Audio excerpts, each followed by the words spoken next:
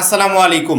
25শে April জাতীয় বিশ্ববিদ্যালয়ে ভর্তি পরীক্ষা। আচ্ছা, 25শে এপ্রিল যে পরীক্ষাটা হবে এবং এই পরীক্ষার রেজাল্ট যখন দিবে, প্রত্যেকটা শিক্ষার্থী মানে যারা ভর্তি পরীক্ষা দিবে, যে 5 লক্ষ বা 4 লক্ষ শিক্ষার্থী, সবাই কি চান্স পাবে? যদি সবাই চান্স পেত আগেকার মতো যে যারা আবেদন করবে তারাই ভর্তি হতে পারবে, তাহলে কখনো জাতীয় বিশ্ববিদ্যালয় কর্তৃপক্ষ ভর্তি পরীক্ষাটা নিত না। এবং দ্বিতীয় কথা হচ্ছে, 35 নাম্বার একজন উঠানোর পর তার পরবর্তীতে চান্স পাবে। তার মানে কি, 35-এর কমে কেউ যদি 34 উঠায় তাহলে ফেল, যদি 30 উঠায় ফেল, 20 পেলে ফেল।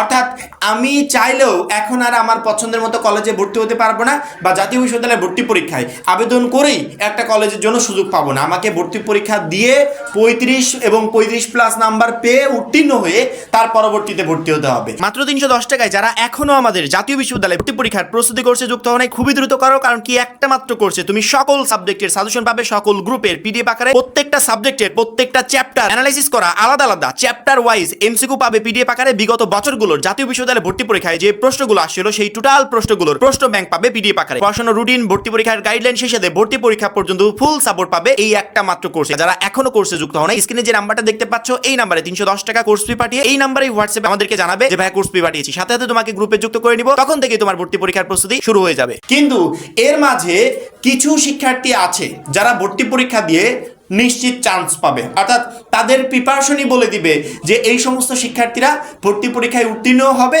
এবং ভালো একটা কলেজে পড়াশোনাও করতে পারবে। এখন নিশ্চিত চান্স পাবে কারা? সামনের এই কয়দিন কিভাবে পড়লে জাতীয় বিশ্ববিদ্যালয়ে এই ভর্তি পরীক্ষায় আমি আপাতত বাদ পড়বো না, নিশ্চিতভাবে চান্স পাবো, সেভাবে আমাকে কন্টিনিউ করতে হবে।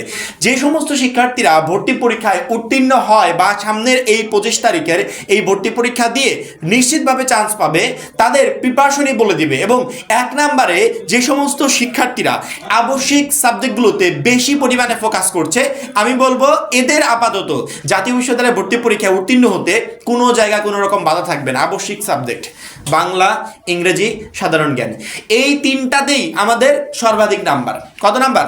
60 নাম্বার।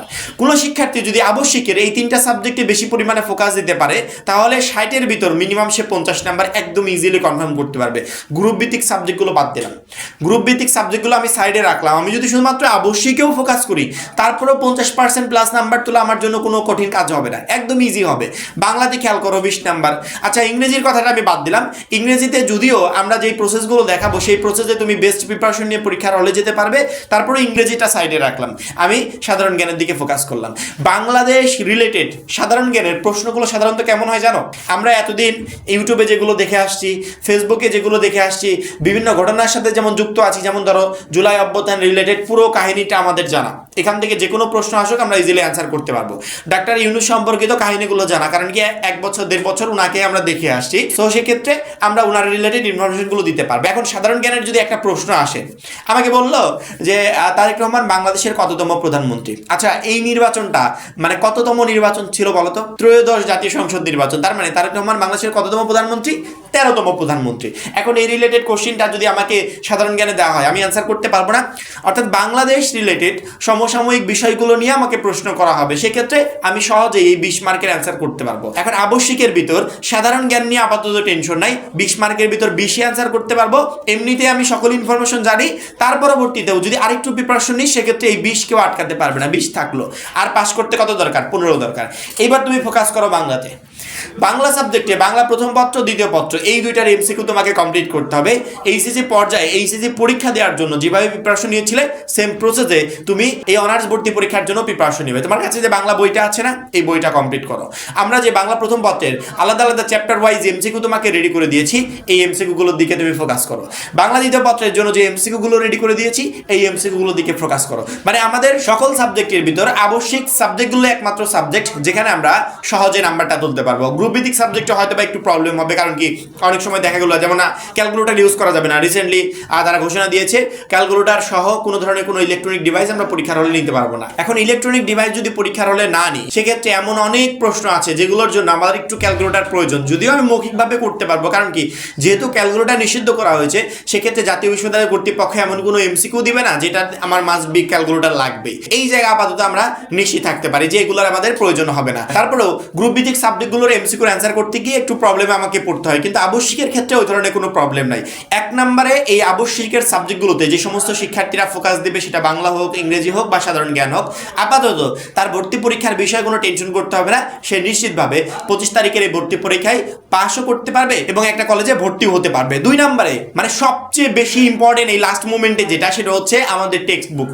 অর্থাৎ এইচএসসি পর্যায়ে আমি যে বাংলা বইটা পড়েছিলাম, এই বইটার দিকে যদি একটু নজর দিই, এই বইটা যদি একটু ভালোভাবে পড়ি, একটু ফোকাস দিই যে অপরিচিতা চ্যাপ্টার তো, আচ্ছা এই অপরিচিতা গল্পের লেখককে, লেখকের জন্মসাল কত, মৃত্যুসাল কত, তারপরে অপরিচিতা গল্পের লেখকের বিশেষ কোনো কিছু আছে কিনা যেগুলো আমার মনে রাখা প্রয়োজন, তার লেখা হতে পারে, তার কোনো পুরস্কার হতে পারে, তার জন্মস্থান রিলেটেড হতে পারে, অর্থাৎ লেখক পরিচিতি, কবি পরিচিতি, এইগুলো তুমি পড়ে গেলে এখান থেকে প্রশ্ন আসবে। তুমি তো মূল বইয়ের গল্পটা মাথায় রাখবে, প্লাস লেখক পরিচিতি, কবি পরিচিতি, আমার যে অপরিচিত গল্পটা আছে এই গল্পের প্রথম লাইনটা কি, শেষ লাইনটা কি।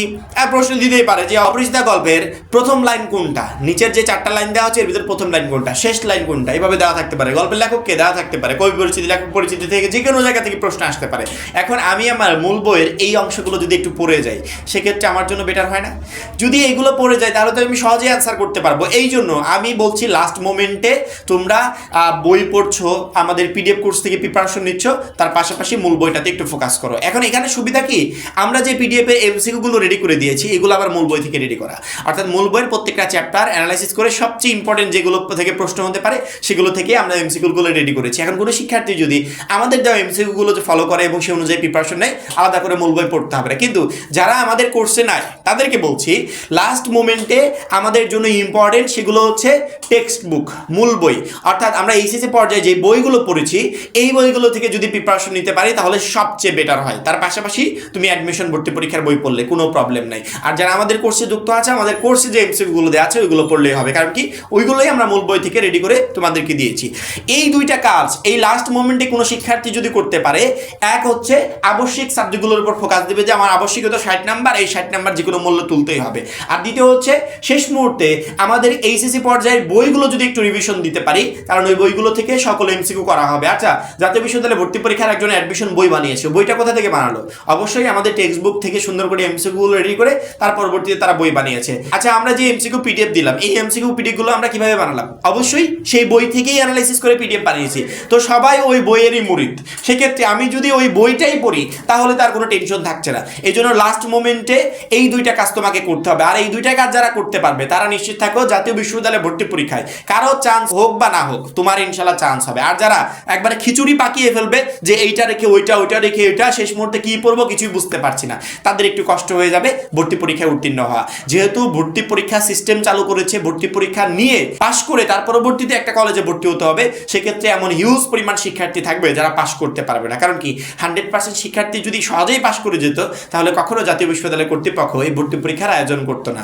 আমার মনে হয় আমার কথাগুলো প্রত্যেকটা শিক্ষার্থী মনে রাখবে এবং সেই অনুযায়ী লাস্ট কয়েকদিন প্রিপারেশন নেওয়ার চেষ্টা করবে। আর যারা এখনো আমাদের জাতীয় বিশ্ববিদ্যালয়ে ভর্তি পরীক্ষার প্রস্তুতি কোর্সে যুক্ত হয়নি, খুবই দ্রুত যুক্ত হয়ে যাবে। সবাই ভালো থাকবে, সুস্থ থাকবে, আল্লাহ হাফেজ।